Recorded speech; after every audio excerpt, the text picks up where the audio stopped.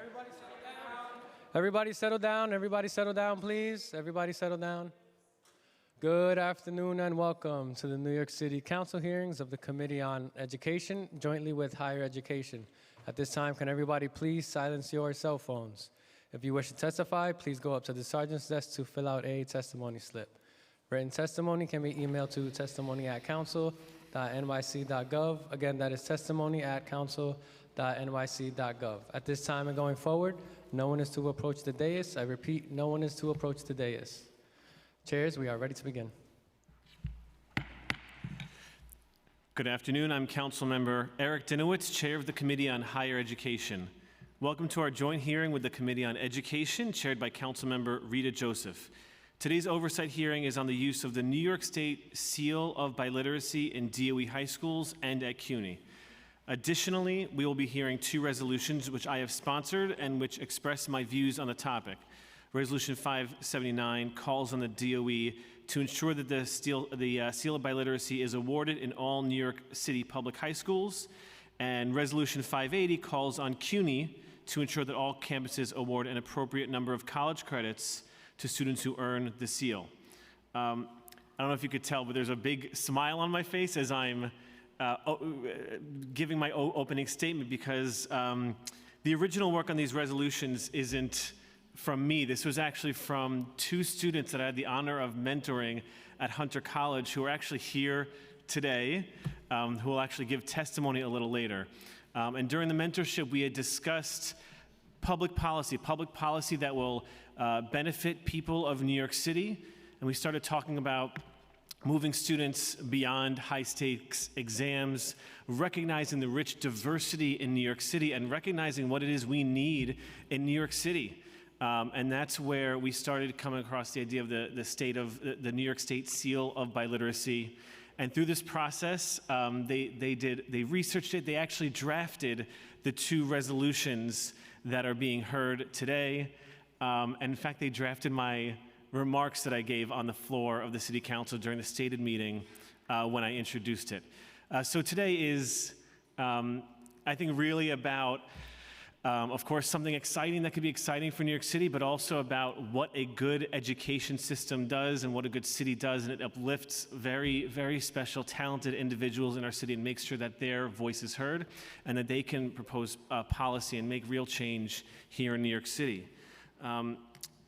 So let me offer some background about the New York State Seal of Biliteracy, which I'm going to refer to as NYSSB. The New York City metropolitan area is the most linguistically diverse urban area in the world. It is home to over 700 languages and dialects. On CUNY campuses, students come from 211 countries and territories and speak 174 different languages. A remarkable approximately 40% of CUNY undergrads speak a native language other than English. In such diverse settings, building trust and understanding across the many language and cultural groups often calls for multilingual communication skills. Furthermore, multilingual communication skills can be a critical element in enabling New Yorkers of all backgrounds, to participate effectively in a global political, social, and economic environment. Mastery of two or more world languages makes an important contribution to students' cognitive development, understanding of diverse cultures, and preparation for future college study and career opportunities. Students who have significant skills in two or more world languages, including students whose first language is not English, and students whose skills are in underrepresented languages, can be awarded the New York State Seal of Biliteracy. Established by New York State Legislature in 2012, the NYSSB recognizes high school graduates who have attained a high level of proficiency in reading, writing, speaking, and listening skills in English and in any other world language, regardless of whether the language is taught in the student's school district.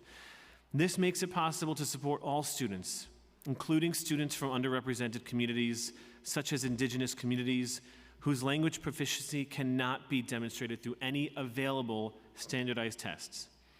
The NYSSB is earned by students accumulating points in both English and another world language through a combination of the student's choice of projects, course grades, and/or exam scores. Since the 2015 to 16 school year, almost 18,000 New York State high school graduates have been awarded the New York State Seal of Biliteracy. We know that colleges in Illinois, Massachusetts, and Minnesota, for example, award college credits to students who earn their state's Seal of Biliteracy. The committees are interested in an overview of how the NYSSB credential is honored on CUNY campuses. The committees also seek an understanding of how NYSSB program can be expanded and improved both in the DOE schools and on CUNY campuses. At our February hearing, I said that it is not often in education we find a program that has no downsides, no trade-offs, no drawbacks. At the time, in another joint hearing with the Committee on Education, I was talking about CUNY's college preparation initiatives for middle and high school, how they demonstrably improve the status quo for everyone involved. At our April hearing, I said the same thing about CUNY's Naturally Recognized Accelerated Study in Associates Program, or ASAP. From everything we learned at that hearing, I just don't see any downside to ASAP and to the support it provides to students. The cost of that program is the best investment we can make in those students' future, both for them and for our city. And at the risk of sounding repetitive, I'm going to say again today, there are no downsides, no trade-offs, no drawbacks about the NYSSB. Recognizing and appropriately rewarding the students' skills in world languages is a win, win, win, win, win. It's 5 wins. It's for students, their families, DOE schools, and CUNY campuses, and for the taxpayers of New York City. I'm looking forward to hearing the details from our witnesses. Now, I want to acknowledge my colleagues of the Committee on Higher Education who are present, Oswald Felice, Councilmember Brewer. I saw Councilmember Barron was here as well. I would also like to thank Adam Staropoli, my legislative director, Jenna Klaus, my chief of staff, Sahar Moazami, the committee's counsel, Regina Paul, the committee's policy analyst, who also worked on the New York State Seal of Biliteracy resolutions we are hearing today. And now I would like to invite Chair Joseph to give her opening statement, after which I will swear in our witnesses. Thank you, Chair Dinowitz, and thank you for inviting the Committee on Education to join higher education for this very important hearing topic. I'm Rita Joseph, Chair of the Education Committee. Thank you to everyone who's planning to testify today. I am very much looking forward to hearing your testimony. Chair Dinowitz covered a lot in his opening remarks, so I will be brief. During the 2022-2023 year, approximately 43%, or roughly 344,000 New York City public school students had a primary home language other than English, and approximately 17%, or roughly 134,000 students identified as English language learners. In addition, last school year, ELs communicated in 150 different languages other than English. With a school system as diverse as New York City Public Schools, it is clear that New York State Seal of Biliteracy, NYSSB, has a place in each and every New York City public high school. Yet in 2021 to 2022 school year, only 62 of over 400 New York City high schools offer the NYSSB program, with just over 1,000 graduating students earned the NYSSB, despite the fact that there were over 40,000 Ls in grades 9 through 12 that year. I spoke briefly about the importance of access to college at our last joint hearing with the Committee on Higher Education. College prepares both students intellectually and socially for a thriving career and adult life. By providing students with an option to potentially earn college credits while in high school, students save money and are encouraged to continue their academic journey beyond high school, which should be a goal embraced by New York City Public Schools. At today's hearing, I'm looking forward to understanding how the NYSSB program currently operates in New York City Public Schools. I'm also interested in learning more about which schools offer NYSSB program and how can it expand to all New York City public high schools with graduating seniors. Lastly, I'd like to know how New York City Public Schools and CUNY can continue to collaborate to ensure that we make the transition between high school and college as seamless as possible. Thank you to the committee staff as well as my own staff for all the hard work they put in for today's hearing. I'd like to acknowledge my colleagues that are present today: Councilmember Lee, Councilmember Menon, Councilmember De La Rosa, Councilmember Felice, Councilmember Lewis, Councilmember Aviles, Councilmember Gutierrez, and Councilmember Hanks, and Councilmember Hanif. Now I'll turn it over to Chair Dinowitz to administer the oath. Thank you. Thank you, Chair Joseph. I would like to remind everyone who wishes to testify in person that you must fill out a witness slip which is located on the desk of the Sergeant at Arms near the entrance to this room. Please fill out a slip even if you have already registered in advance that you will be testifying in person today. To allow as many people as possible to testify, testimony will be limited to 3 minutes per person, whether you are testifying in person or on Zoom. I'm also going to ask my colleagues to limit their questions and comments to 5 minutes. Please note that witnesses who are here in person will testify before those who are signed in on the Zoom webinar. Now, I'd like to call up our first panel. Alicia Alvaro, Tatiana Klein, Deputy Chancellor Carolyn Quintana, and Mirza Sanchez Medina.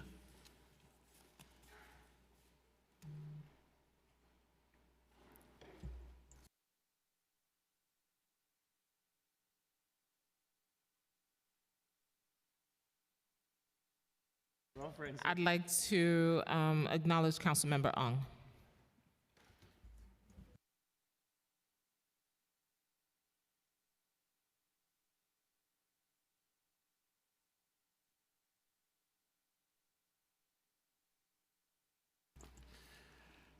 Now, in accordance with the rules of the council, I will administer the affirmation to witnesses from the City University of New York and the New York City Department of Education.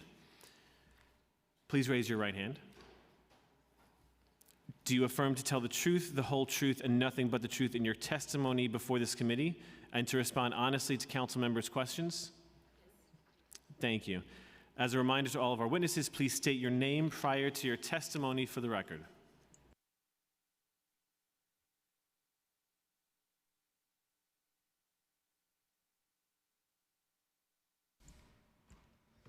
We'll begin with the Department of Education for testimony.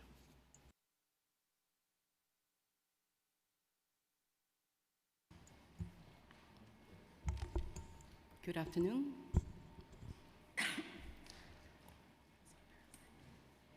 Ready to go? You can begin. Good afternoon, Chair Dinowitz, Chair Joseph, and all the members of the Higher Education and Education Committees here today. My name is Mirza Sanchez Medina, and I am the Chief of Multilingual Learners for New York City Public Schools with the Division of Teaching and Learning. I am joined by Carolyn Quintana, our Deputy Chancellor for New York City Public Schools, Division of Teaching and Learning. Thank you for the opportunity to discuss the seal by literacy in New York City Public Schools. Prior to leading the Division of Multilingual Learners in 2019, I was the founding principal of Manhattan Bridges High School. I opened the school in 2003 to address the linguistic and cultural needs of English language learners. When the New York State Education Department established the New York State Seal of Biliteracy in 2012, Manhattan Bridges was one of the first schools to offer it, and our first cohort of students earned the seal upon graduation. As a principal, I believed it was important to offer our students the opportunity to attain the New York State Seal by Literacy as a way to validate students' multilingualism as a skill and officially recognize the work and effort required to achieve proficiency in reading, writing, and speaking in 2 or more languages at least. And also the great points of having it on their diplomas and transcripts.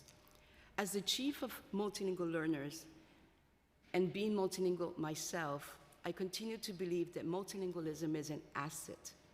I know the Deputy Chancellor Quintana and New York City Public Schools leadership share this belief.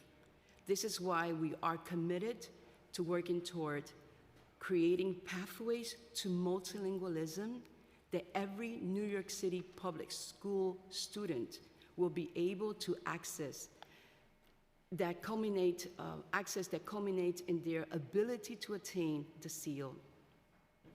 There are a number of ways students can meet the criteria for the New York State Seal by Literacy in New York City public schools. Many students complete culminating projects in English and one or more world languages to meet most of the criteria. For those students, schools may either incorporate these projects within existing courses, for example, in their 12th grade English or advanced world language courses, or designate a standalone time for teachers to work with students on their projects. Students who are enrolled in bilingual education programs can use that experience towards the New York State Seal of Biliteracy. Other students successfully complete advanced world language courses or world language assessments and use those towards the New York State Seal of Biliteracy. Students who are newly arrived to the United States can use their previous coursework from outside United States that they were taught in language other than English to meet the world language criteria. Our city's linguistic diversity means that there truly is no better place than New York City to become multilingual and multiliterate. During 2022-2023 school year, approximately 43% of students enrolled in New York City public schools with primary home language other than English, approximately 17% of those enrolled were identified as ELs. Our ELs only speak more than 150 languages, like the chairs indicated. Over 60% of ELs are Spanish speakers, followed by students who speak Chinese, Arabic, Russian, Bengali, Urdu, Haitian Creole, Uzbek, French, and Ukrainian. To successfully expand the number of students who can access and attain the New York State Seal of Biliteracy, New York City Public Schools is focused on ensuring a clear and connected pathway across our language learning programs so that all students, including English language learners, heritage language speakers, and English proficient students can achieve biliteracy in English and one or more world languages. To this end, the current New York City Public Schools administration has prioritized opening and strengthening existing bilingual programs to support a K-12 continuum of high-quality bilingual education. Last year, we opened 33 new programs, and this year we're supported 44 additional programs. In addition, through the implementation of New York City Reads, we are strengthening core instruction for the 80% of ELs served in English as a new language only. Finally, we are working with schools to scale our world language course offering, including expanding heritage language course options. Currently, New York City Public Schools offer world language programs in 18 different languages citywide. In addition, a small number of schools have begun to pilot courses for heritage speakers in Spanish and Mandarin to offer students who already have a strong foundational knowledge of these languages more rigorous and engaging language course options. Because of the rigorous criteria required to attain the New York State Seal of Biliteracy to demonstrate proficiency in English and one or more languages, it could be a useful indicator of the strength of our language learning programs in building students' language skills and literacy in multiple languages. New York City Public School has seen steady year-to-year growth, both number of schools offering the seal and the number of students earning the Seal of Biliteracy. Between the 2021-2022 and 2022-2023 school years alone, there was a 26% increase in the number of students who earned the New York State Seal of Biliteracy. In 2022-2023 school years, 1,315 New York City public school students graduated with the seal in 35 languages, with 6 of these students earning the seal in more than one language. As New York City Public Schools serves a large population of ELs, we are especially proud of that 72% of our New York State Seal of Biliteracy recipients, or 947 students total were current or former ELs. This far exceeds the 26% of current or former ELs earning the New York State Seal by Literacy statewide. We recognize there's a lot more to do, and I'm going to pass it now to our Deputy Chancellor Quintana. Thank you, Chief Sanchez Medina. Thank you, Chair Joseph, Chair Dinowitz, and all the members of the Education and Higher Education Committees for holding this important hearing. We're so grateful to have former educators on the council. My name is Carolyn Quintana, and I serve as the Deputy Chancellor of the Division of Teaching and Learning. We are excited to talk to you about the value of this effort and acknowledge, as Mirza just mentioned, that we still have a great deal of growth to do as well. I believe that it's the diversity of the students we serve in New York City that makes our system beautiful. Because of this, we know how important it is that this system affirms the racial, cultural, and linguistic identities of each child and prepares them to graduate with a plan and a pathway to a rewarding career and long-term economic security. In response to that charge from our chancellor, I launched our updated citywide instructional priority, a call to action for our school system.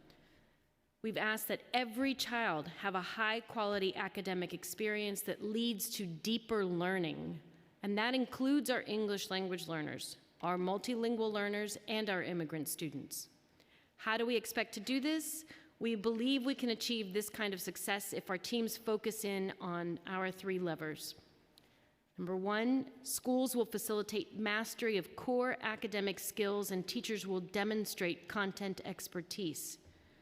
Number 2, schools will facilitate pedagogy that prioritizes critical thinking and problem-solving skills. And lever 3, schools will facilitate a sense of belonging and inclusivity for all learners. The task of meeting that citywide instructional priority is necessarily motivation for principals to develop the structures and capacities to offer the New York State Seal of Biliteracy across their schools.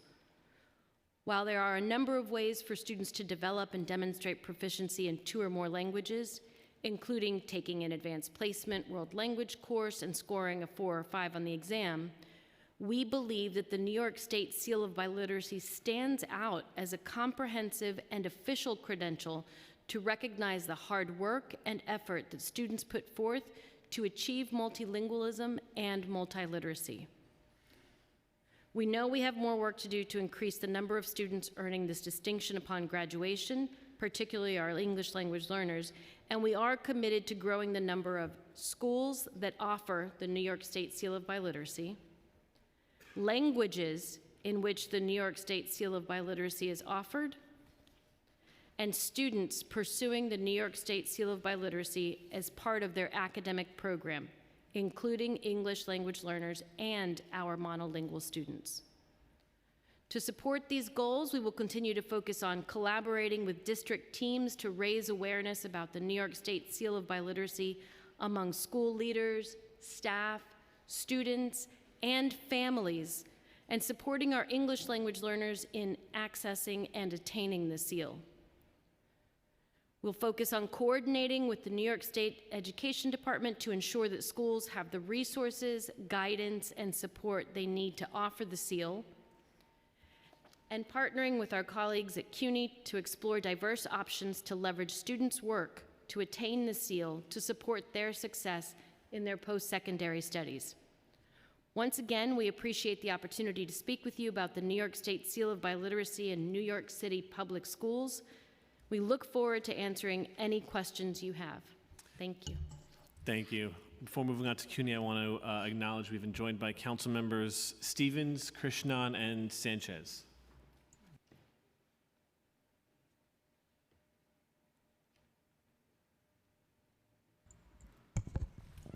Good afternoon, Chair Dinowitz, Chair Joseph, members of the City Council Higher Education Committee, and members of the Committee on Education. I also want to say kudos to Isabella and Arianda for your work on these resolutions, a testament to the power of a CUNY education. I am Alicia Maria Alvero, Associate Vice Chancellor for Academic and Faculty Affairs. I am joined by my colleague from City College, Professor of Bilingual Education and Teaching English to Speakers of Other Languages, Dr. Tatiana Klein. Thank you for the opportunity to speak to you today about ways CUNY can explore translating New York State's Seal of Biliteracy into college credit. As home to students representing more than 160 languages, 174 according to your testimony, Chair Dinowitz, or your opening remarks, I should say, CUNY is committed to expanding opportunities to benefit our diverse student population. Earlier this month, CUNY's chancellor announced the distribution of personalized welcome letters to CUNY to all NYCPS high school seniors who are on pace to graduate in 2024. He affirmed CUNY's commitment to increase the number of college-bound students and combat the systemic inequities that are so prevalent within higher education admissions. Today's hearing spotlights opportunities for biliterate students who represent a tremendous asset to our university and city. CUNY's Credit for Prior Learning Policy, or CPL, is a mechanism that is well suited for considering awarding credit for the Seal of Biliteracy. CPL, also known as Prior Learning Assessment, is an academic process that provides students with the opportunity to earn college credit for college-level learning acquired outside of the traditional classroom. CUNY approved its CPL policy in 2020, emphasizing the value of recognizing all college-level learning as a means to support diverse pathways toward degree attainment. This policy aligns with CUNY's mission of offering affordable and excellent higher education to all New Yorkers. The CUNY policy establishes nationally normed, university-wide standards and criteria, providing both consistency and flexibility for local implementation at CUNY colleges. Faculty at each CUNY college are responsible for determining CPL equivalencies and credit awards. The policy ensures that CPL credit, once recorded at one CUNY college, is transferable on the same basis as credits earned through regular study at that institution. This policy also serves as an equity lever, as national data shows that students who earn CPL credit are more likely to persist, graduate, and save time and money. CUNY's CPL policy allows colleges considerable autonomy to develop CPL programs that reflect their priorities and their strengths. However, as part of the ongoing CPL implementation efforts, CUNY's Office of Academic Affairs is currently working to establish flexible, centralized review mechanisms for key learning experiences that will strengthen CUNY-wide partnerships, address labor market needs, and enhance CPL's role as an equity lever. The City Council's resolution comes at an opportune moment for CUNY's CPL work. Over the past, the Office of Academic Affairs has been exploring the Seal of Biliteracy, its potential for CPL credit, through conversations with both CUNY faculty and the New York City Public Schools Division of Multilingual Learners, and research into the Seal's criteria and rigor. Quite simply, the Seal of Biliteracy stands out as a perfect example of a learning experience that should be evaluated in a system-driven manner. It has clear potential to strengthen partnerships with NYC public schools, create pathways for biliterate teachers and healthcare workers in NYC, and increase opportunities for first-generation students, immigrants, and underrepresented populations. New York State's Seal of Biliteracy is also significant for equity reasons because it can be earned in any language, in contrast to the language proficiency exams named in CUNY CPL policy, which encompass only a limited number of languages. For all these reasons, the university is prepared to move forward in partnership with NYC Public Schools to deliver upon the intention of the city's resolution, which rightly acknowledges the diversity of language used across New York City and the breadth of potential for recognizing the seal with college credit. CUNY has designated a portion of the $50 million transformational funds provided by the state of New York for faculty engagement related to the evaluation of credentials for CPL credit. This funding will support the evaluation of several important credentials, including the Seal of Biliteracy, by CUNY faculty from multiple colleges. The City Council's resolution calls for the awarding of college credits to students who earn the Seal of Biliteracy in high school and where required to accept the seal's fulfillment of any foreign language requirement. It's important to note that the specific alignment of NYSSB with curriculum will be determined by the faculty. This may yield different results than specified exactly in the resolution. But the intention of the evaluation process is to arrive at a credit recommendation in the best interest of qualified students. The Office of Academic Affairs is developing a roadmap to inform the faculty evaluation process and will work closely with participating faculty to ensure that appropriate equivalencies and credit awards are determined and made available to CUNY students who have earned the designation. Additionally, CUNY will explore ways to attract and support biliterate students interested in pursuing degrees in fields that require language skills, such as teaching and healthcare. A memorandum of understanding with the New York State Department of Education for 2023 to 2028 outlines CUNY's commitment to developing outreach campaigns for high school and college students, including biliterate students, to enter teacher education programs.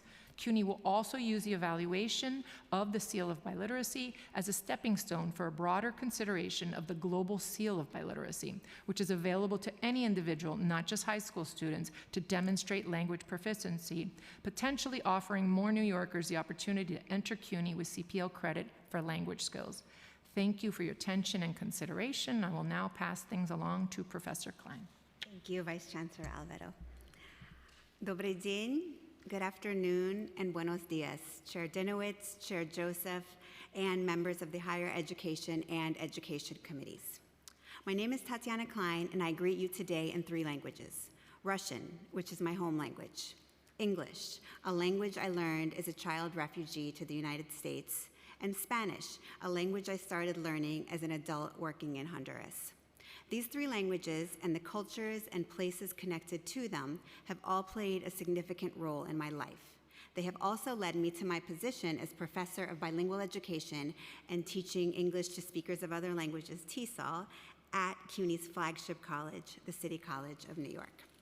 I'm honored to speak about the New York State Seal of Biliteracy and Resolution 580 today. My path to today's hearing began when I worked with the New York State Association for Bilingual Education, where we successfully advocated for New York to become the 2nd state to pass the Seal of Biliteracy into law. Now, I've gone from advocacy to implementation. Recently, I've been supporting 5 New York City high schools to implement the Seal of Biliteracy through BSEAL, a grant program funded by the U.S. Department of Education. There are many important advantages of this recognition for our students. For those of immigrant origin, it validates their identities and communities that their home language is something positive, a strength, rather than a problem. The Seal of Biliteracy rewards students for their language learning journeys and all of the effort they put into becoming bilingual and biliterate. But they also need recognition in terms of their academic progress toward their degree. As Associate Vice Chancellor Alvaro explained, CUNY administration supports giving students college credits for earning the Seal of Biliteracy. Alternatively, students might be waived from language requirements. So how could this work in practice for CUNY colleges and for our students? At CUNY, as other universities, curriculum matters require the approval of the faculty, who would have to learn about CUNY's credit for prior learning and the Seal of Biliteracy.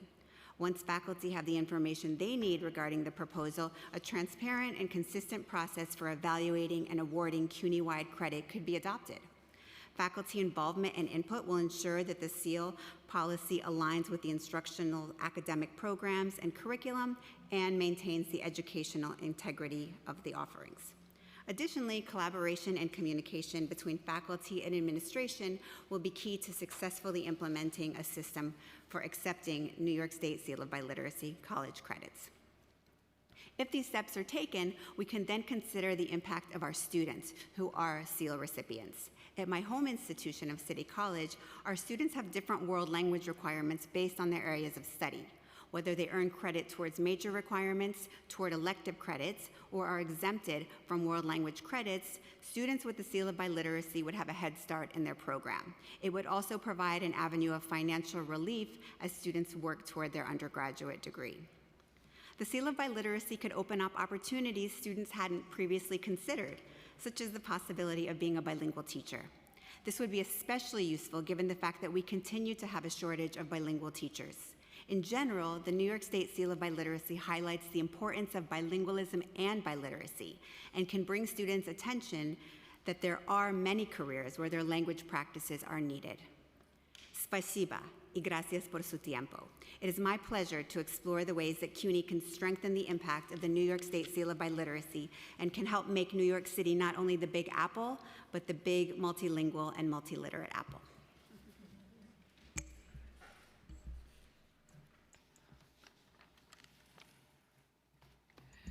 Thank you for that. And I always say bilingualism is a superpower, not a deficit. Thank you for that as a former ENL coordinator, well, forever educator. My first question, I'd like to acknowledge Councilmember Stevens.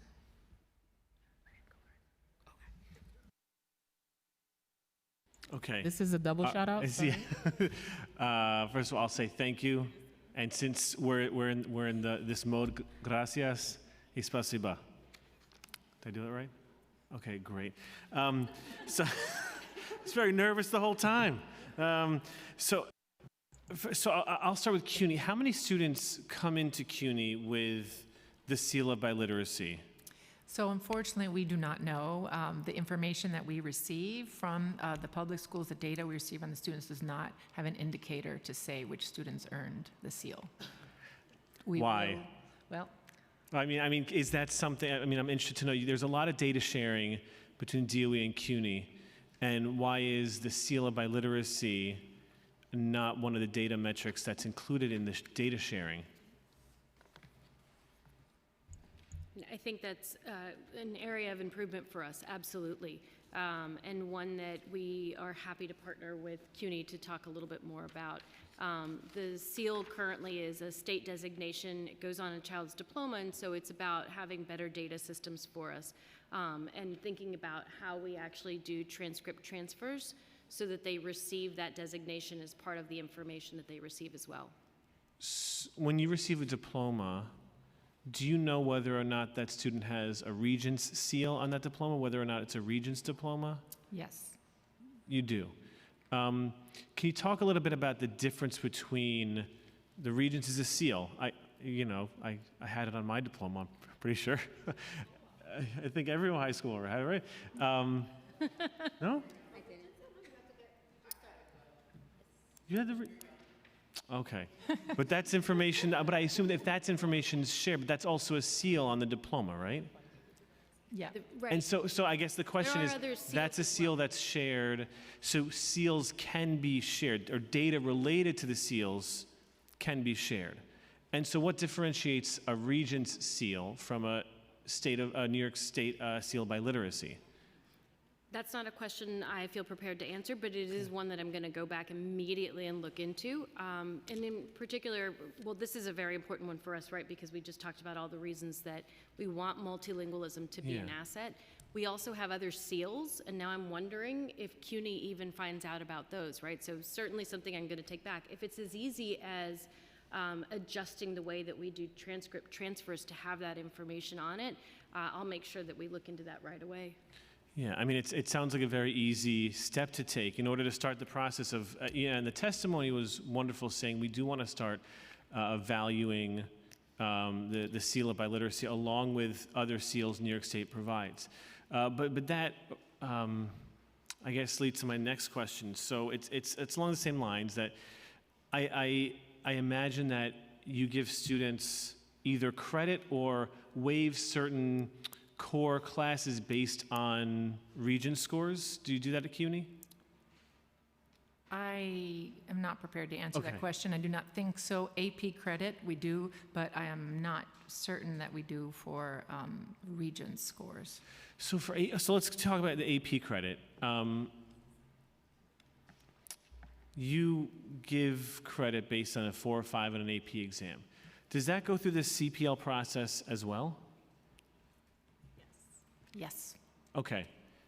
So if you get an AP exam, although a third party that we trust validated that a student is proficient, it still has to go through this process of the credit transfer? It does originally, and so what each campus does is, for example, with the AP credit, faculty in the particular department evaluate, make a decision, and can create a policy, so then by which any student moving forward, when the credit comes in, it doesn't have to be each individual student for something like the AP credit. And so that's exactly what we'd be exploring for the SEAL, is to have faculty evaluate the credential itself and make a recommendation.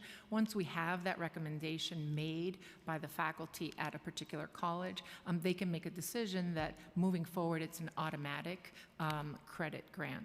And where are you on that timeline? It has to be done at all campuses separately, or can CUNY Central sort of evaluate and say, this is a state CUNY seal? Central is not an accrediting institution. It's each individual campus is accredited. The decision has to be made within each individual institution. Now, what CUNY Central does do is facilitate those conversations, and where things stand regarding the seal is we are in the midst of forming a committee of experts across CUNY in the world languages and convening them to evaluate. And once they have their recommendations, then CUNY Central would send that out to the campus leadership and ask them to convene their faculty and make a decision. And once they have that decision, then we can formalize it in a more standardized way, so it could be automated. Okay. Well, I certainly look forward to the automation of it, although I will say it almost seems like more work than you have to do, given that the state made the law and they made the criteria. And through these criteria, you have teachers and counselors and people already evaluating it. But it is good to see that these steps are being taken to provide students potentially college credit for this. Yeah, and I just want to add, we did do a little bit of research to see which colleges across the state automatically award, and what we were able to determine is that Marist College, students receive retroactive credit for the SEAL after completing the next level world language course at the college. And then SUNY Empire, we reached out to them and they confirmed that there's no formalized. And so according to the website, New York State awarding the credit, Marist College was the only one. So we're actually excited to be one of the early adopters of the SEAL. Wow, well, they're on the right path. So you have no data, so just to be clear, you have no data related to that, and that's because the DOE doesn't send it. That's it. I'm going to turn it over to my colleague, Chair Joseph, for the next round of questions. Thank you. Thank you, Chair Dinowitz. Question is, does the DOE have a goal of offering New York State Seal of Biliteracy in every high school? If not, why not? It's needed. And this would also create a pipeline for your shortage in bilingual educators. Thank you, Chair Joseph, for that important question. Yes, we do have a plan. We have a goal to ensure that every single high school offers a seal of biliteracy. We already have high schools in every superintendency offering the seal of biliteracy. In addition to that, we want to make sure that every student who wants to take the seal in whatever language that child wants to take the seal has that opportunity. We are honoring multilingual learners who come with a home language. We also want to honor monolingual students who want to learn a new language. We also wanted to ensure that students have an opportunity to have a strong resume and then have under essay, be able to add this distinction. We also want to make sure that schools understand that by offering the seal of biliteracy, it increases their college readiness index. So schools also benefit from students receiving the seal. One of the pieces that we want to ensure that schools see is that families who are looking at, middle school families who are looking at where do I place my child, which schools I select for my child, are looking at that index. And many families are also looking, is my child going to learn another language? So we are committed. We already have put a plan in place. We've hired a person at the central level that coordinates with every single district point and provides professional learning for for these district points in each superintendency, so they can also work with each high school. We provide the resources that they need. We ensure that the resources are translated. We support schools in building that committee that you spoke about, the English language, English as a second language, a new language teacher, the home language teacher, the English language arts teacher, the guidance counselor, and that administrator that needs to be part of that committee. We work with the state. As a matter of fact, last January, we invited the state to come at a citywide conference that we had with world language teachers to talk about the seal and to talk about the benefits so they can then go to the schools and turn key. So we're ensuring that districts inform of what they need to do, that we provide the resources to schools, and that we also provide orientations for families and students. Currently, how many schools offer?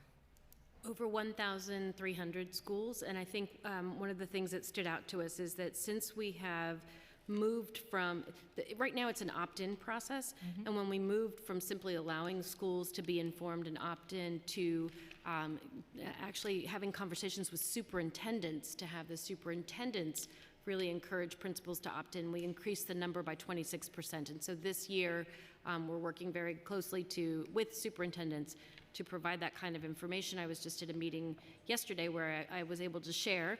I asked how many were already offering the New York State Seal of Biliteracy, and in a district of over 40 schools, only 5 raised their hands. And so we have a lot of work to do. However, after I provided them with information and reminded them that this is actually good for their school data as well as wonderful for our students and their well-being and their post-secondary experiences, we were able to get a lot more enthusiasm, and folks took notes and they're ready for Mirza's team to come in and talk more about it. So that's the approach that we're going to take, is district by district. We want to increase it. This year alone, we've added an additional 89 schools, and they have until November 20th to sign up, so we're hoping to increase that number as well. Thank you for that. How are high school students informed of the opportunity to earn a New York State Seal of Biliteracy? Is the information also available in multiple languages? So I lived in high school for 31 years. Part of what we want to do is ensure that students are, high schoolers are informed of their options, so we develop their agency. And so our job is to inform them and also provide guidance. So we work with the guidance counselors, who are crucial, pivotal in the work that happens, not just at the high school level, but also at the middle school. We use many of the resources that the state provides for guidance counselors and administrators, but we also develop resources for the middle school guidance counselors and teachers. World language teachers are also a great lever for us to communicate as they're building students' knowledge and understanding of language. They're also working with them to let them know, by the way, when you go to high school, or now that you're in high school, you can obtain the Seal of Biliteracy. So we work with world language teachers. We have a network of world language teachers, and also through the professional learning that we provide, English teachers who are teachers of English as a new language, content area teachers, we talk to them about the opportunities that our students have. We announce this in as many forums as possible. For example, we were in Albany with the Puerto Rican Angelo del Toro Prilai, and those students were able to work towards the seal by doing an extension of that project. I'm always big on, how do you involve parents in this journey as well, and is language also available for them to engage in this decision? Thank you. I'm a strong believer that we need to develop parents, families, advocacy muscle. So we do that, and I want to first stop and thank you. I want to thank this council for providing us with funding so that we can provide communication to families in multiple languages. So part of the work that we do and need to do better is communicating with families about all these opportunities that their children have so they can also advocate at their schools and provide, we need to provide them information. So we provide information, we have informational sessions, we have websites, we understand that website doesn't always work, but we have the website in multiple languages. And the state also has flyers for families to understand and learn about the Seal of Biliteracy. In every event that we have a table where we also talk about the seal and opportunities. So that's one of the areas that we continue to see as an opportunity to improve the work that we're doing to ensure, and again, developing the advocacy muscle for families to be able to feel very comfortable and say, I want my child to earn the Seal of Biliteracy in this particular language. I want to know what the school is going to do about that work. And it is our work as a central office to support the districts and the school to do so. What form of media do you use to communicate that other than website and a paper? Let's say I don't read and write, and we see that we have parents that speak two languages, may not read neither nor. So how do I engage that family to make a decision for my child? Thank you. So we speak about it in multiple languages, and again, it is definitely an area that we need to figure out how we can do better at communicating in ethnic medias and other areas that will speak to families. We've seen team members go to where the families are, events, and share. We had a nice event at the Intrepid. It was a family event on a Saturday, and we spoke to the families too about the Seal of Biliteracy and other opportunities. But it is definitely an area that we could do better. It's an opportunity. Thank you. I'll pass it back to Chair Dinowitz.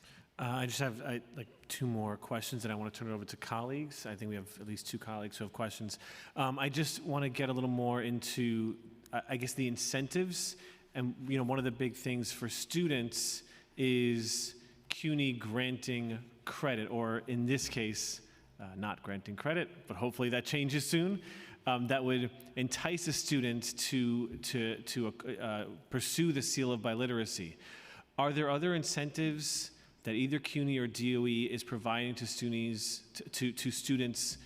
to pursue the Seal of Biliteracy, beyond pride and a nice seal, which has value, no doubt. I think most of that motivation is for the schools themselves, right? And we have, I mentioned 89 schools total who are offering it. And that is because 89 additional schools. No, 35 additional. I said 89 additional, but it's 89 total. The reason it's a benefit to the school is the school actually gets to increase their college and career readiness index, and so it improves their data. And through that, and because it is not, I think you said at the beginning, Chair Dinowitz, during your introduction, right? There's no barrier, there's no downside, it's 5 wins, right? And so with 5 wins leading the way, there's not anything additional that schools are being asked to do other than to provide mentorship for a student to complete a project. And that mentorship, if a school does not have the bandwidth to do that, we can help with the district's support. And in fact, if the school doesn't offer the language that the student wants to pursue, we have offered this New York State Seal of Biliteracy in 15 additional non-traditional languages, so that there is no reason not to do this, or there is, yes, that's right. Because we want to make sure that everybody has access to it. So we're willing to provide support as a central office. There are folks who will provide support at the district office. It would be fantastic to keep working with CUNY to make that happen. And I think part of that is making sure that we can let you know when the students have received that seal so that you can grant credit in whatever way possible. But we will do whatever is necessary to ensure that those courses pass that CPL criteria. We want this to be more of a motivation. We do know already that students qualify for scholarships, that it helps with employment. We've heard feedback that colleges actually pay attention to it in terms of the student profile. Our Office of Student Pathways convenes institutes of higher education to elicit feedback from the institutes of higher education, and they will often talk about these students' entire profile. And in that profile, that New York State Seal of Biliteracy actually really elevates it. And so that's important in that way too. Just to clarify, 89 schools total offer the seal. Okay. Yes, 35 additional this year. And then are you, So far. so far, I like that. And I do have to counting. say, I'm really glad that you're including non-high stakes test data in school evaluations, because that's really important for schools and principals and teachers to know that there's work outside their Regents exam that can help that school data. And I think a result of that is it helps the kids. And lastly, are you targeting any specific districts, for instance, districts that have a high number of ENL students? We all of us spoke about how, the cultural responsiveness of this and this type of teaching and how it speaks to all the languages. So are you targeting specific districts that you see in the data have a high number of ENL students, high number of immigrant population? For the New York State Seal? For offering the services for the seal, or are you offering sort of a broad-based, hey, here's what it is, go for it? So we're targeting in the sense that we're making sure that all schools know that this is an opportunity for all students. So for English language learners and for monolingual students as well, it is important that all students know this is an opportunity for them to learn another language. So it's like multilingualism for all.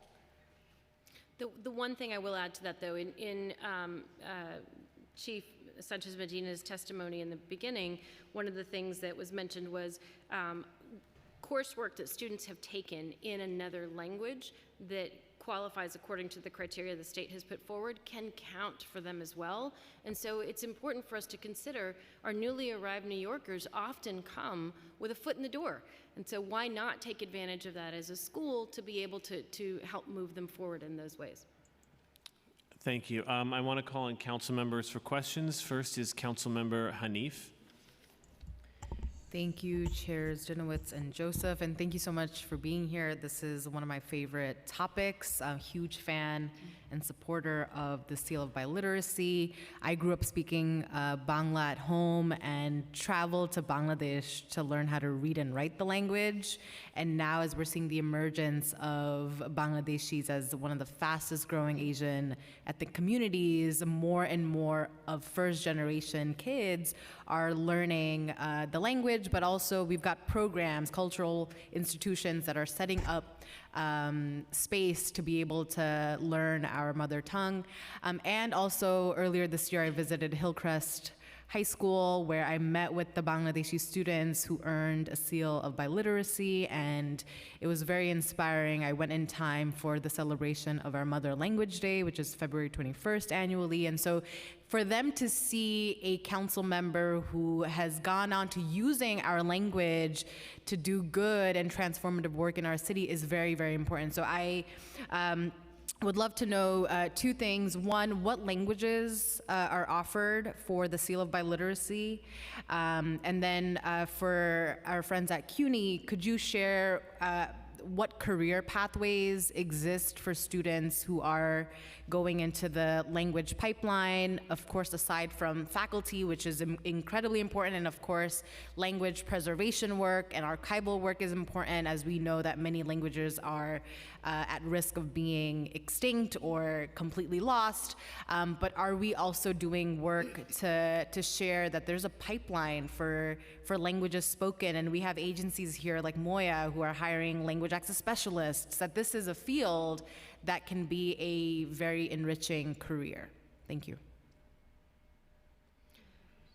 Sure. So the New York State Seal of Biliteracy, I think part of the beauty of it is that whatever language the student wants to pursue, we will find the resources necessary for the child to be able to complete the requirements in that language. In fact, last year we offered it in 35 different languages. 15 of those are home languages that are not taught in our schools. They were Amharic, Dutch, Zonka, Fulani, Hausa, Hungarian, Mandinka, Mongolian, Nepali, Filipino, Punjabi, Sinhalese, Sunike, Tibetan, Chui, Uzbek, Vietnamese, and Wolof. That's amazing. All of them should be at City Hall so that we can celebrate that. That's an incredible list of languages. Wow. And that goes back to what Chief Sanchez Medina was saying about student agency. Students brought these languages forward, families brought the languages forward, and we were able to provide the resources necessary for them to complete the requirements. One of the things that I'm really glad that you were able to celebrate with students, not only the language, but the culture, we want to make sure, as someone who grew up in the 70s and 80s when assimilation was a big deal, and we were told not to speak languages, not to present as much as possible as American, and my family refused. I think it's incredibly important that we honor people's languages, that we don't let culture and language die, and that we let folks know that they are bringing with them an asset and that brings value to our city. And so I think it's beneficial for us to continue to do this work like this. Thank you. I just want to say I was at Hillcrest recently, and we met with some of the students that got the Seal of Biliteracy in Bengali, and their pride was immense, and the program is really one of the strongest ones. In terms of career pathways and pipelines, I think, within education, it's very clear, right? We have bilingual teachers, especially with, the influx of immigrant students we're receiving, so students can continue learning in their home language while they're also learning English. We have world language teachers. But then there are fields where bilingual isn't in the title, but bilingual is important. It's critical, right? I'm thinking of nurses. I know at one point we were bringing in nurses from other countries, and instead of teaching them English, we were teaching them Spanish, right? Because that was the language that was needed in the hospital. So these are skills we have within our students, and with the Seal of Biliteracy, we can continue to forefront that, right? And that they continue to take that into their career. I think almost any career, there's space for bilingualism and multilingualism. It's an advantage.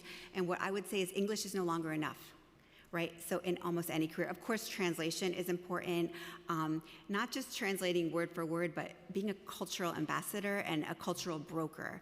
So all those things, it's not just language, but what comes along with the language and the speakers of the language. Yeah, I really appreciate that. Especially within the framework of our public schools and the need for bilingual educators, and also for their own pipeline, making sure that these bilingual folks are also becoming our assistant principals and really making their voices heard within the leadership of the DOE. So really grateful to hear this, and we'll continue to champion the seal with the support of my colleagues here. Thank you. Dhanyabad. Next is Councilmember Brewer. Well, thank you very much. I think I share everyone's interest in people speaking as many languages and being honored for it. But let me just give you an example. Yesterday I got a call from a principal because he has migrant students who speak Arabic, and I found him somebody he can hire to be a para, but he had no idea what to do, and he happens to be a good principal. So I just think in general, we have to make sure that language is honored, as you know, and you're all speaking so articulately to that, but somehow make it clearer to the Department of Education staff where they can go to get assistance. He had no clue. So just to give you one example of help. The second thing is, just recently I met with the African community, make sure I get the right, together, African Communities Together, group that I've known for a long time. And they launched, I was there that night, a worker co-op. You probably know about them, but it's of all of the African, Pan-African languages are now in one co-op. And this group of people happen to know that community very well. It's called Afrolingual. They just got started like a month ago. And that's the kind of support I would think that DOE and CUNY might like, because those languages, maybe or maybe not on your list, I don't know, have the need to be translated, and yet often DOE or CUNY don't know that they exist, or somebody to help. So I just want to know that, and then I probably know it's RUSS, R-I-U-S-S,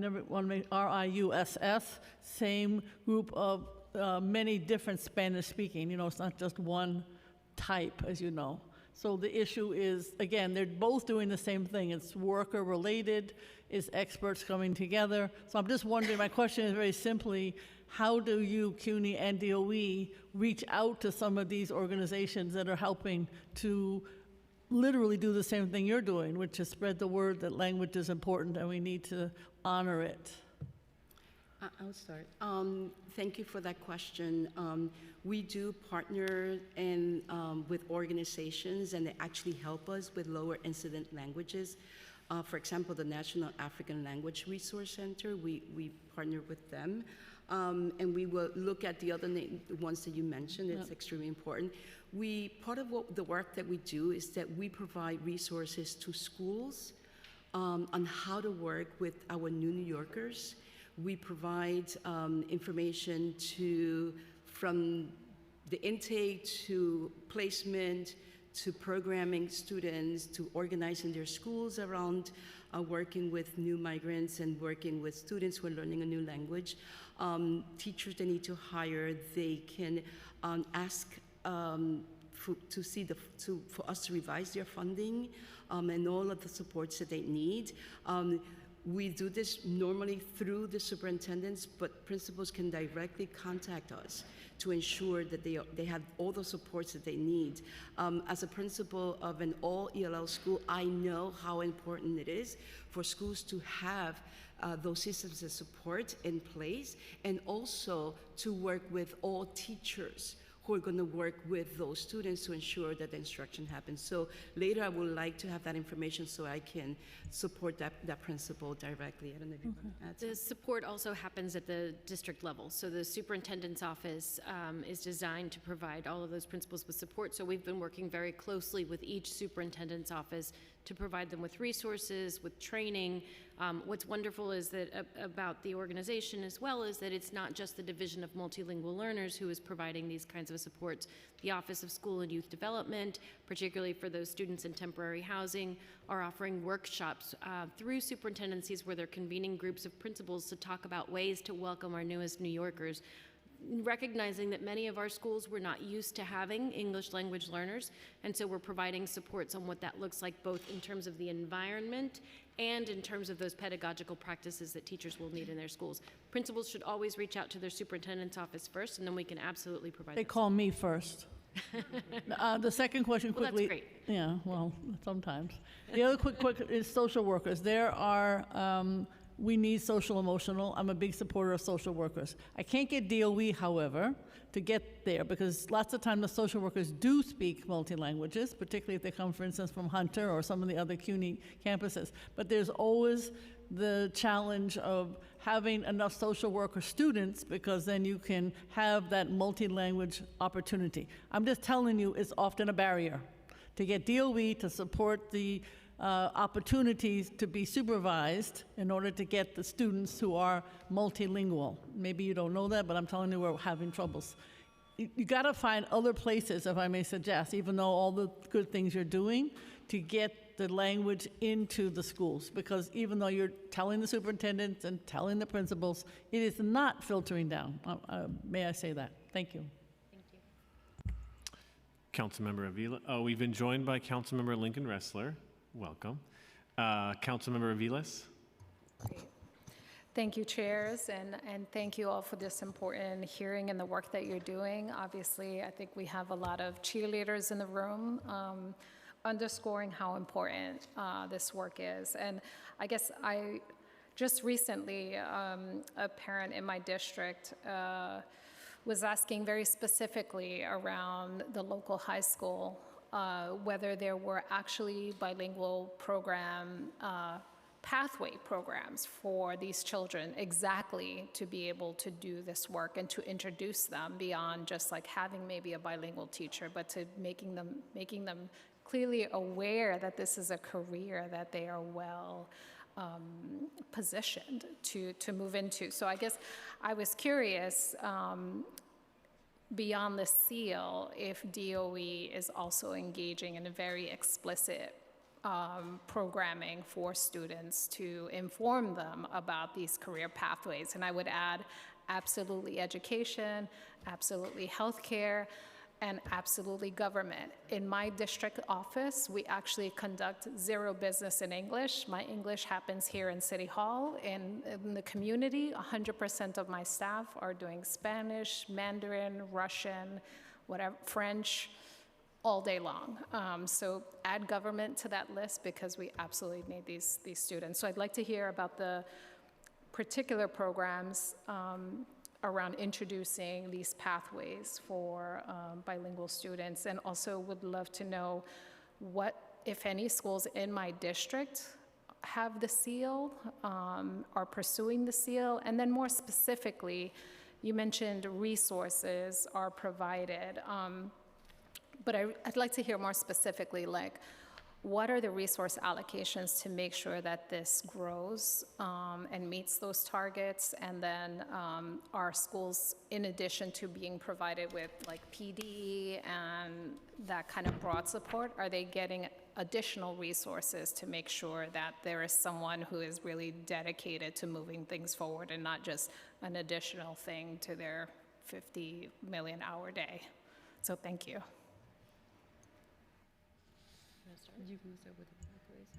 So I think there are lots of parts to that question. So if we miss any part, just let us know and we'll come back to it.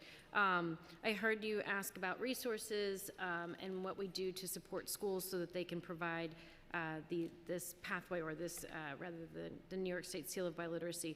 The idea is that it shouldn't be one more thing that you're adding, but that it is something that fits within what already exists at the school. What we did was actually put someone at the central level to work with the districts so the districts know how to support the schools very specifically. But the committee that a school puts together should consist of teachers the school already has in place. A world language teacher, an ENL teacher, a school counselor, so that there are folks who are meeting around what a student would need to complete to graduate anyway, and making sure that they have those pieces in place. I think for schools who don't offer world languages beyond one that a child may already have or not be interested in, that's where we would need to provide very specific resources in the form of an advisor, a connection to a different school, or we even have virtual classes that are available. And that's whether they want to pursue the Seal of Biliteracy or not. Virtual language classes are made available in a range of languages so that if schools don't offer those at their own school, kids can actually enroll in this class and take it from the space of their school at any time and earn the credit that way as well. So that's in terms of resources that way.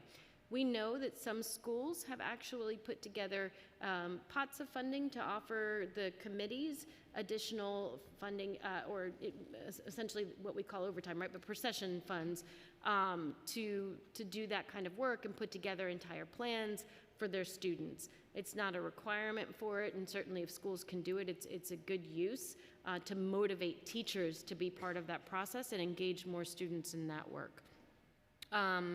The schools are mandated to offer world languages anyway. Kids actually need 2 credits to graduate, and so this is part of what you should be doing to get kids to that point of graduation anyhow. What we would like to do is to begin that work earlier in the middle school years, because we know that true multilingualism requires more than just the 2 years of exposure. And so we really want to be able to begin this work much, much earlier so that kids have an opportunity to build that language fluency.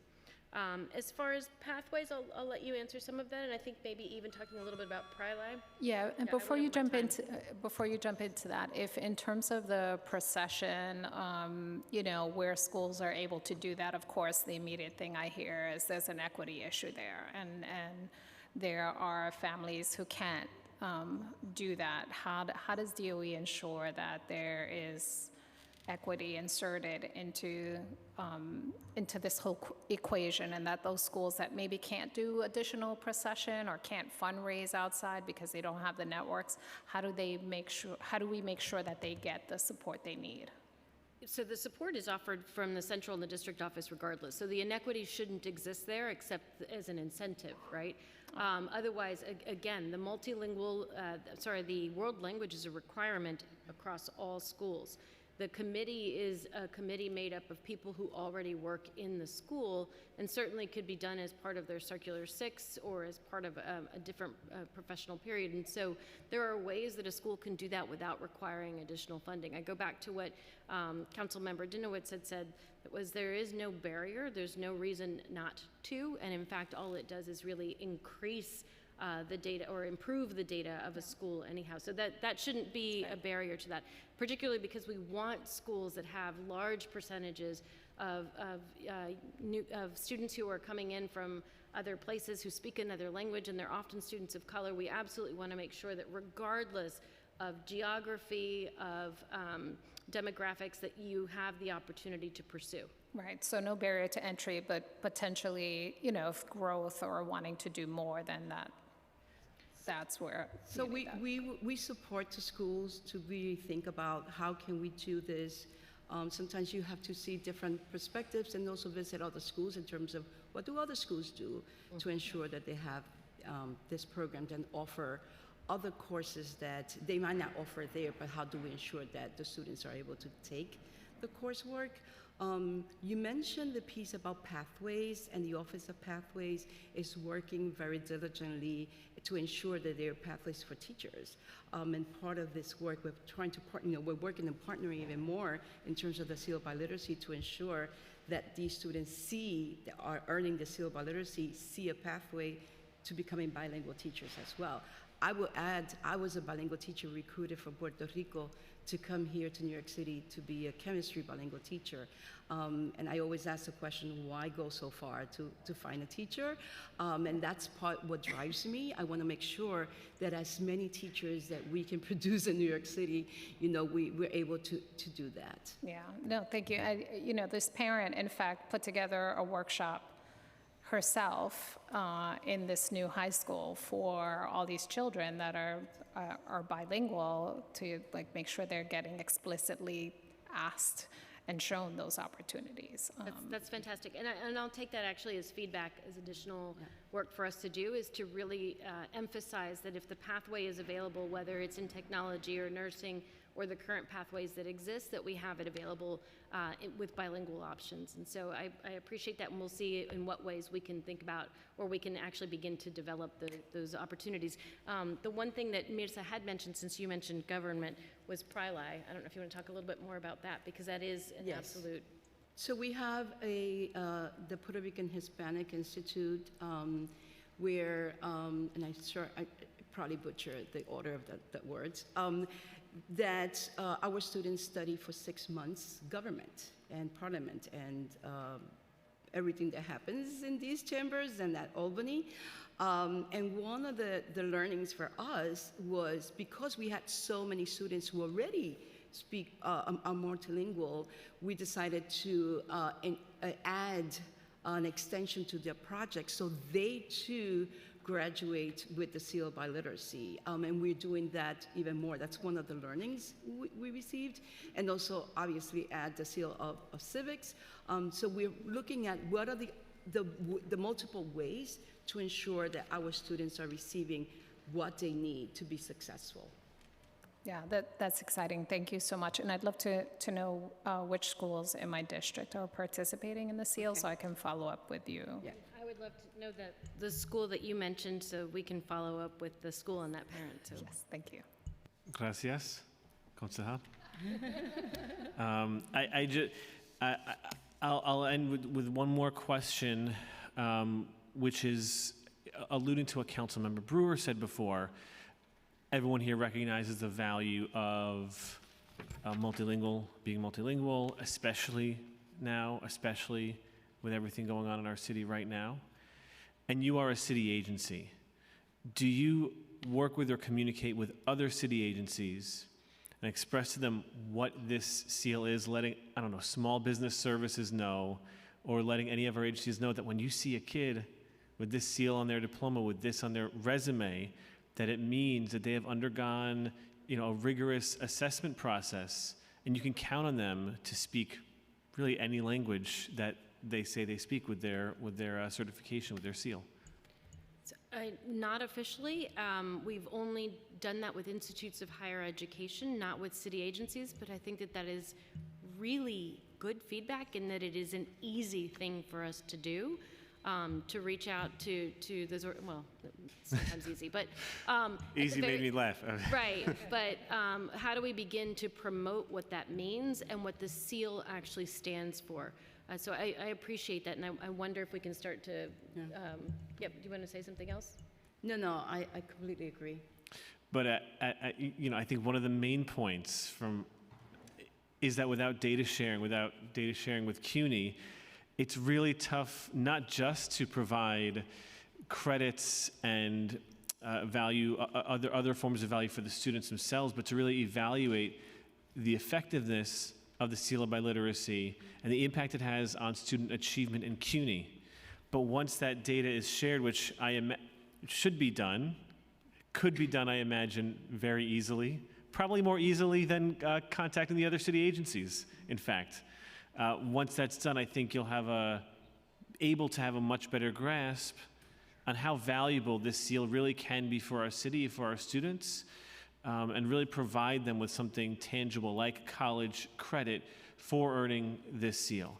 I want to thank all of you for testifying today, and thank you all so much for your work, both in the DOE and at CUNY, on behalf of our students. Thank you.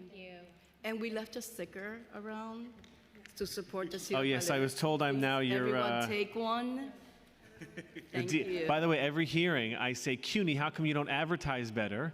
It seems DOE's got one up on you. They're giving me stickers. All right. Actually, they gave me 2 stickers, but the hearing's not over. We do. I'm okay with the folder. We do have witness testimony, so the hearing is not over quite yet, and I will call our next panel up in a moment. Students are next, right?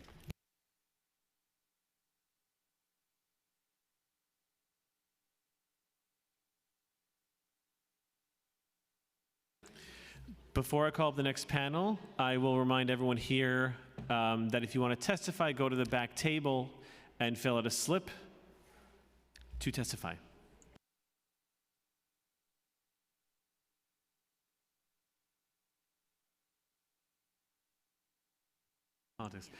For our first panel, I'd like to call up Ariana Pavlidis Sanchez and Isabella Grullon.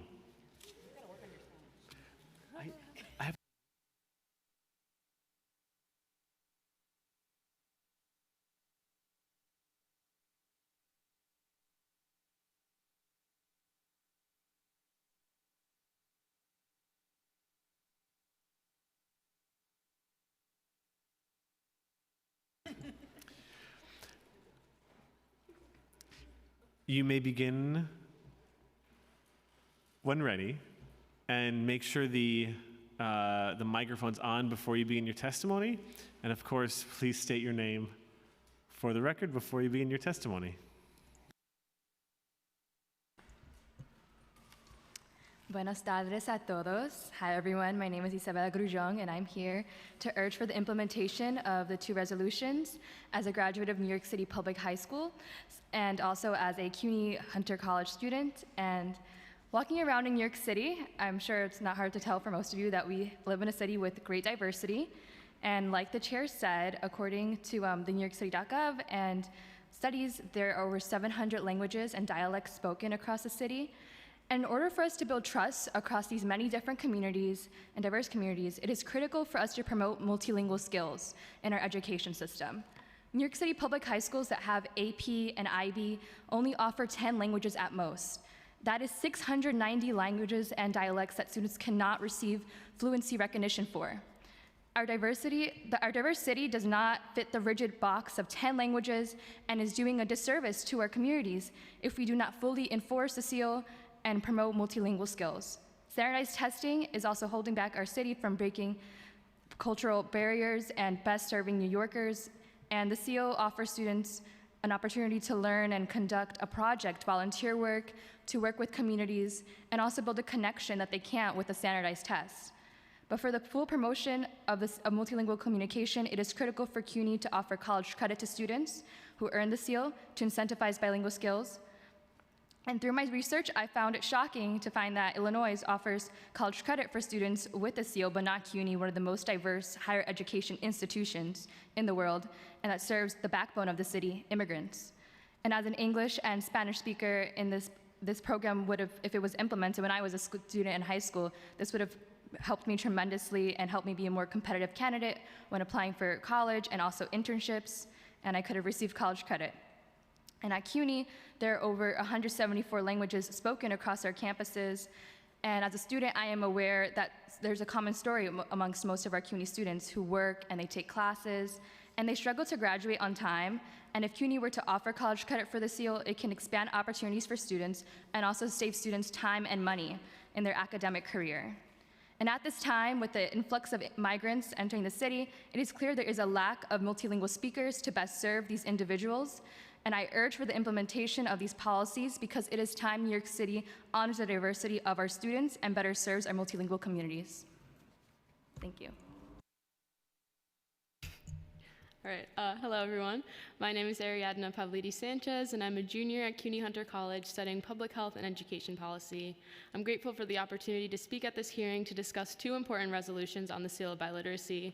I also want to thank my mom, who's watching the live stream right now. She was a Spanish and ESL teacher for many years, and she inspired my passion for this legislation.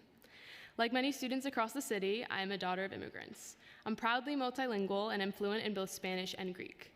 My ability to communicate in other languages is a point of pride and has served me greatly in my academic, professional, and personal life. I'm originally from Long Island, where I attended high school on the North Shore. The Seal of Biliteracy program was a popular program in the language department and offered an opportunity for students who spent years learning languages such as Spanish, French, and Mandarin Chinese to get official recognition for their language skills.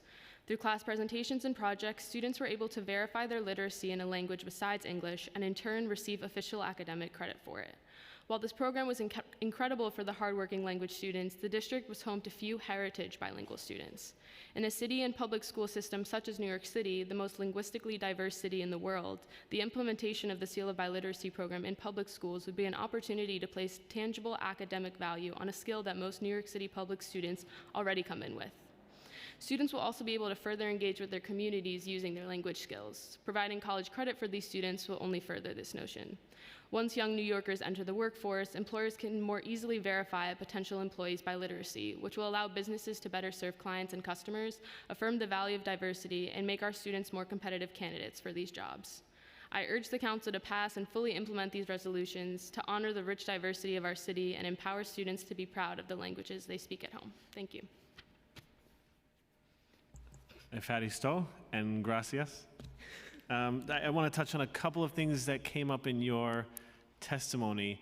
You had mentioned, that a lot of college students have, jobs, have to have, paying bills is really tough. Can you talk a little bit more about what it might mean with testing versus this project-based assessment and how that might impact someone's wallet, the funds they have? Yes, so if students are able to earn the Seal of Biliteracy and CUNY were to offer college credit, they can save money because they won't have to pay for a Spanish course, and they will have proof that they completed their language requirement and they fulfilled it, and they will no longer have to take more classes. And also there's a barrier already with the current programs that are offered in New York City, the AP and IB exams. AP costs about $97 to do the testing, and also IB costs, I think, $114 per exam. And so that's a financial barrier for students, and this alleviates that. We have no-cost alternatives with the Seal of Biliteracy. And most importantly, I think this is important for students to connect with their communities, especially when we have a city that's growing in diversity with the influx of migrants. Students will be able to connect with individuals in their communities in ways that they never have before, because standardized tests it just prepares you to have these skills to take a test at under a certain amount of time, but doesn't teach us how to connect and break those cultural barriers with people who are from different beliefs and cultures and countries. Yeah, I mean, you two are you're currently CUNY students, and I think you said 174 languages at CUNY. And so in talking to your friends and your colleagues in school, what do you think it would mean to them for their biliteracy or their diversity to be valued in a new way, given that I think you said only 10 standardized exams for various languages out of 174? What do you think it would mean for them emotionally, and you mentioned cultural barriers, I think, in your testimony? Yeah, I mean, I think any way that we can bring more attention to diversity of cultures in school is really important. I'm also in student government as Cultural Affairs Commissioner, so I interact a lot with students of different backgrounds, from our Muslim Student Association to our Uzbek club. So it's very clear that students from different backgrounds exist, and having a tangible something on a diploma that shows that these different languages exist and should be represented in a school is super important. Wow. Thank you so much. One moment. Mr. No, what was the language? I probably missed it, coming from another hearing. Your biliteracy diplomas. For me personally, I actually didn't receive the seal of biliteracy in my high school because of COVID restrictions, but if so, I would have received it in Spanish. Okay. But she also speaks Greek. She speaks Greek. And Greek. Oh, so there you go. So you're here advocating for students to have the same opportunity. New York City Public Schools, are you listening? Are you listening? And CUNY, and I think the relationship between the two should do a lot more talking so that you guys are on the same page, because New York City Public Schools is the pipeline to CUNY, and especially with the new announcement that the Chancellor has made, so I think it should work hand in hand. And of course, advertise. Isabella, Ariadna, I want to thank you so much for your testimony, and I encourage CUNY and DOE talk to these two very, very special young women. I want to announce names to make sure that they're not here to testify. Clementina Jose, Norma Gonzalez, Lupe Hernandez, Lucrece Tato.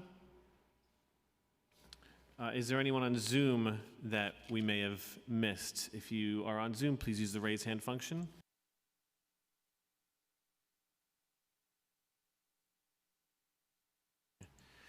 I want to thank everyone for coming to this hearing.